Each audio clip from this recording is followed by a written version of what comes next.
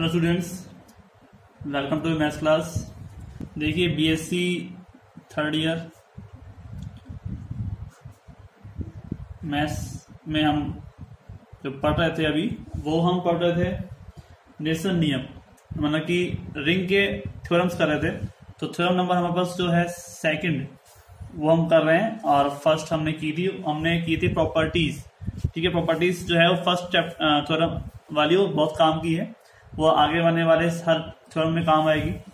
तो देखिए theorem number second क्या है, वो कहते हैं कि सिद्ध करो, टू प्रूव दैट, सिद्ध कीजिए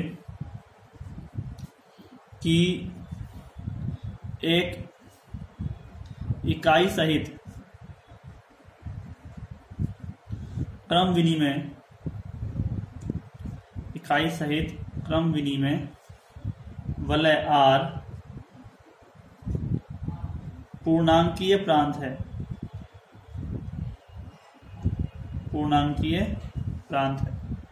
ठीक है, यदि और केवल यदि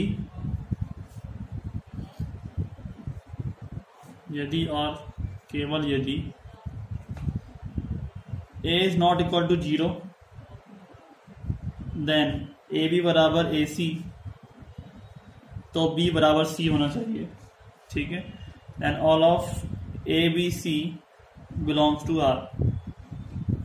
ठीक है, हमें प्रूफ करना है कि हमारे पास एक इकाई सहित क्रम विनिमय वलय है आर, और वो पूर्णांकीय प्रांत है। यदि और केवल यदि ए नॉट इक्वल टू 0 है, ए बी बराबर ए सी है। ठीक है, ऐसा तब है जब बी बराबर क्या हो, सी के हो। सारे ए बी जो एलिमेंट है वो कहां से आ रहे हैं, आर में से आ रहे हैं। तो देखो स्टूडेंट्स, तो हम प्रूफ करते हैं। इसका मतलब पता है क्या है, ए बी बराबर ए सी का टेंस टू बी बराबर सी का मतलब है नेल्सन नियम। ए से ए कैंसिल हो रहा है, दोनों लेफ्ट साइड में आ रहे हैं। ठीक है, दोनों ए कैंसिल हो जाते हैं, तो बी बराबर सी बचेगा। ठीक है, तो ऐसा होने पर जो आर है ना, वो इकाई सहित वलय पूर्णांकीय प्रांत में बदल जाएगी। ठीक है, तो हम यहां पर यदि और केवल यदि की वजह से दोनों टर्म्स में प्रूफ करेंगे। तो पहले हम प्रूफ करते हैं प्रतिबंध की आवश्यकता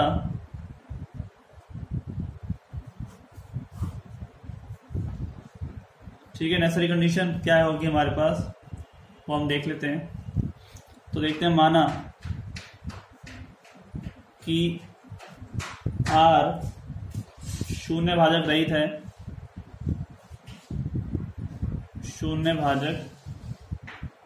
है, रहित। ठीक है, और माना कि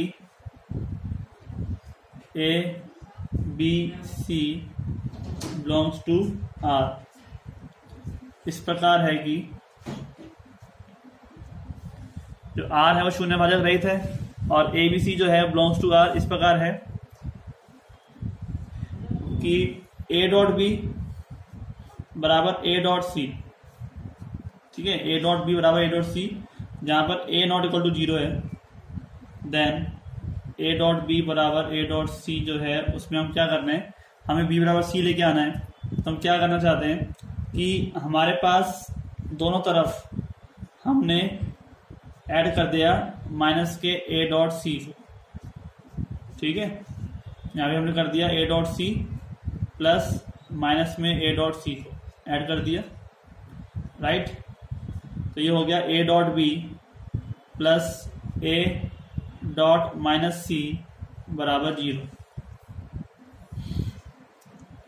देन क्या हो जाएगा, A dot B minus C बराबर 0। क्या हो जाएगा, ये रूल है।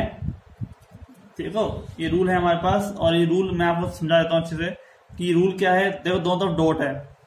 ठीक है, डॉट तो आ गया कॉमन, डॉट तो आ गया बाहर, अंदर क्या रहेगा बी, और ये प्लस माइनस माइनस, तो ये माइनस के सी। ठीक है, समझ में आएगा आपको।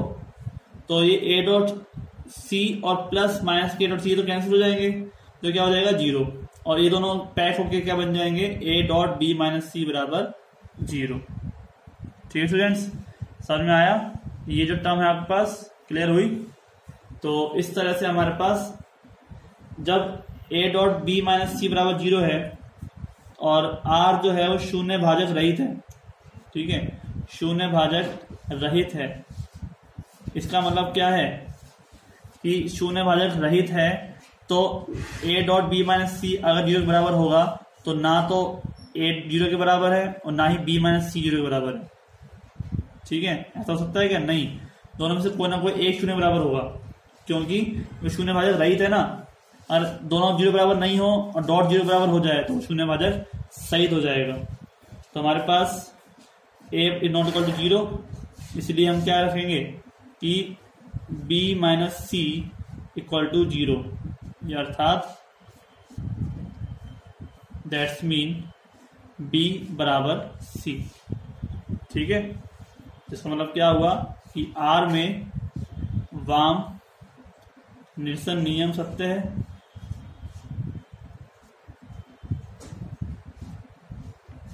तो इसी प्रकार दक्षिण भी हो जाएगा, इसी प्रकार दक्षिण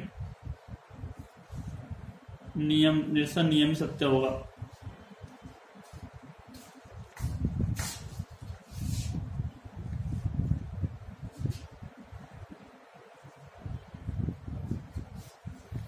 क्लियर?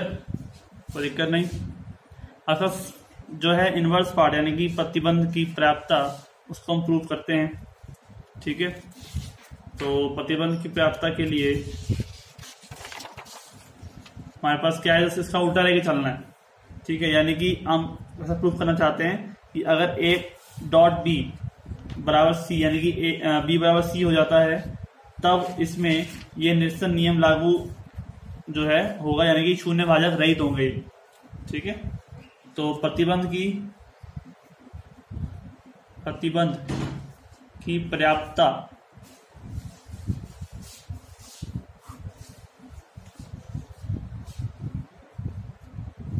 माना कि वलय आर में निरसन नियम सत्य है, निरसन नियम सत्य है, ठीक है। तो यदि संभव हो तो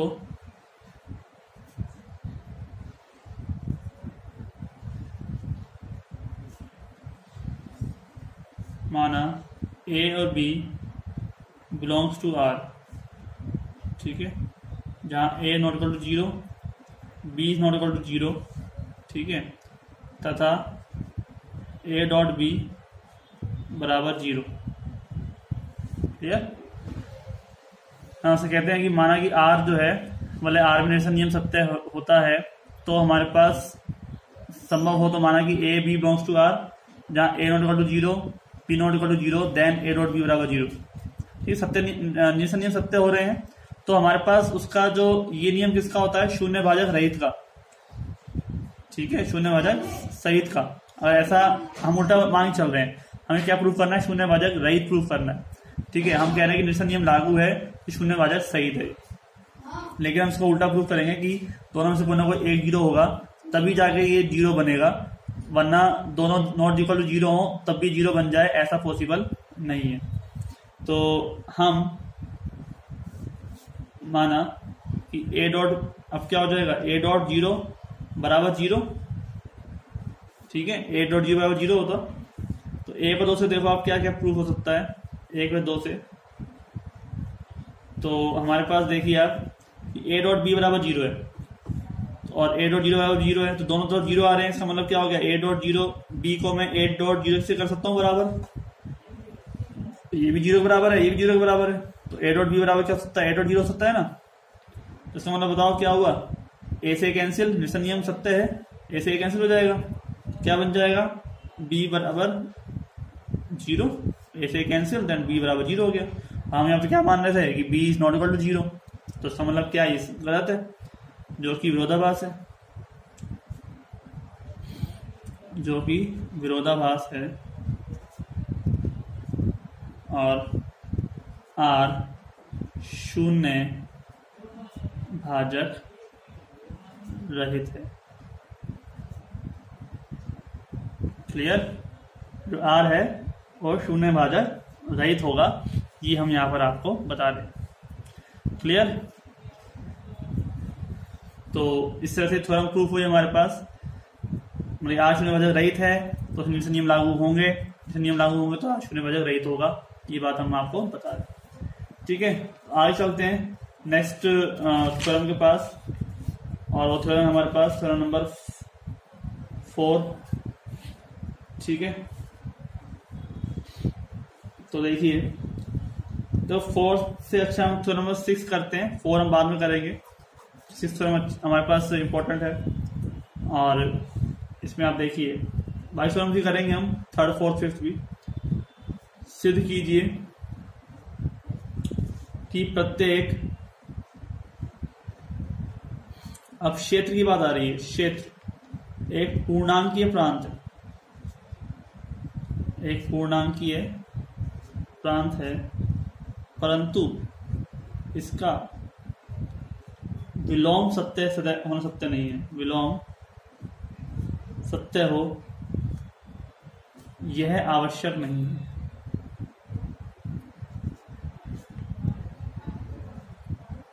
ठीक है, कोई दिक्कत नहीं। तो हम यहाँ पर इस वीडियो पे चलते हैं। हमारे पास जो टर्म बनी हुई है इसमें आप देखिए कि क्या क्या टर्म है। एक पूर्णांकीय प्रांत है, उस क्षेत्र एक पूर्णांकीय प्रांत, और जिसका विलोम सत्य हो या आवश्यक नहीं होगा। तो अब क्षेत्र में क्या क्या चीज आती है पहले आपको पता होना चाहिए कि माना कि हम एफ एक क्षेत्र है। ठीक है, क्षेत्र में क्या क्या आता है यह पता होना चाहिए, तथा A and B belongs to क्या है एफ। ठीक है, A is not equal to 0, A का मान 0 बराबर नहीं है, तो हमारे पास क्या हो जाएगा, ए डॉट बी बराबर 0 and A inverse dot A dot B बराबर ए इनवर्स डॉट 0। ठीक है, मतलब हम क्या कहना चाह रहे हैं कि एक पूर्णांकीय प्रांत है, क्षेत्र जो है पूर्णांकीय प्रांत होगा। तो क्षेत्र अगर पूर्णांकीय प्रांत होगा तो पहले तो क्षेत्र में क्या होना चाहिए, 2 एलिमेंट होने चाहिए पूर्णांकीय प्रांत जैसे भी, और इकाई अवयव होना चाहिए दोनों में। किसके लिए, डॉट के लिए। तो इकाई अवयव होना चाहिए, यानी कि 0 विद्यमान होना चाहिए। तो ठीक है, और एक होना चाहिए शून्य भाजक रहित। ठीक है, क्या होना चाहिए, शून्य भाजक रहित। हम दे रहे हैं ए डॉट बी बराबर 0, ए इनवर्स साथ दोनों तरफ मल्टीप्लाई किया मैंने, तो यहाँ पर ए दोनों इक्वल टू 0 है, ए बिलोंग्स टू एफ है, तो मतलब ए इनवर्स भी एफ से बिलोंग करेगा। ठीक है, ए इनवर्स भी कहां से आएगा, एफ में से आएगा। तो हमारे पास ए इनवर्स के साथ में ए का क्रिया करते हैं तो क्या हो जाएगा, ये तो बन जाएगा ई। ठीक है, ई का मतलब कि 1, और ये हो जाएगा आपके पास बी बराबर 0। ठीक है, तो इसका मतलब क्या है, बी बराबर 0, यानी कि एक एलिमेंट 0 हो गया, दोनों को डॉट लगाओगे तो एक एलिमेंट 0 आएगा। अगर ऐसी तरह हम प्रूव करते हैं कि बी ए भी 0 के बराबर है, तो इसका मतलब ये क्या हो जाएगा, शून्य भाजक रहित हो जाएगा। शून्य भाजक रहित हो गया तो फिर ये एक एफ जो है वो क्या हो जाएगा, पूर्णांकीय प्रांत हो जाएगा। क्योंकि पूर्णांकीय प्रांत होने के लिए हमको शून्य भाजक रहित चाहिए। क्या चाहिए, शून्य भाजक रहित। ठीक है, जो एलिमेंट है क्षेत्र के अंदर एफ क्षेत्र के अंदर जो एलिमेंट है वो क्या होने चाहिए, शून्य भाजक रहित होने चाहिए। ठीक है, इसी प्रकार हम सिद्ध कर सकते हैं कि बी नॉट इक्वल टू 0 है लेकिन ए 0 के बराबर हो जाएगा। ठीक है, इसी प्रकार हम सिद्ध कर सकते हैं कि बी नॉट इक्वल टू 0 है देन ए बराबर 0। ठीक है, यानी कोई ना कोई अवयव 0 बराबर हो। तो हमने क्या मानता है कि ए नॉट इक्वल टू 0 है, तो ए डॉट बी बराबर 0 देन ए बराबर 0। ठीक है, तो ए डॉट बी बराबर 0, तो या तो ए बराबर 0 या बी बराबर 0, दोनों में से 0 बराबर होगा। इसका मतलब क्या होगा, क्षेत्र एफ शून्य के भाजक रहित है। अतः क्षेत्र एफ एक पूर्णांकीय प्रांत है।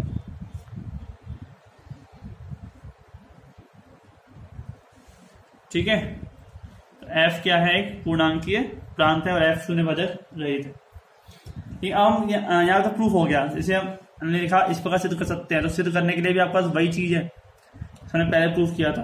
हम यहाँ पे ए इनवर्स से मल्टीप्लाई किया था, आप यहाँ पे क्या कर सकते थे, बी इनवर्स से। ठीक है, हमने आपसे क्या कहा था, ए डॉट बी बराबर 0। तो मैं इसी के साथ में अगर इसको यहाँ पे प्रूफ करके दिखाऊँ आपको तो क्या हो जाएगा, जैसे ए डॉट बी है, यहाँ पर आप ए डॉट बी की जगह पर यहाँ पर लगा दो बी इनवर्स, बराबर क्या लगा दो, बी इनवर्स डॉट 0। ठीक है, इसके अंदर दो तो बी इनवर्स कर दो, A dot B into B inverse बराबर 0 एंड ए डॉट ई बराबर 0, देन ए बराबर 0 हो जाएगा 0। ठीक है, इसको आप यहाँ पे नोट कर सकते हो साइड में। तो इस तरह से ज़्यादा हार्ड फास्ट चीज नहीं है। तो अब हमारे पास जो टर्म है उसमें हम कह रहे हैं कि इसका इनवर्स सत्य है या नहीं है। तो हम लिखेंगे नहीं, इसका इनवर्स सत्य नहीं है। क्यों नहीं है, इसका विलोम सदैव सत्य नहीं है।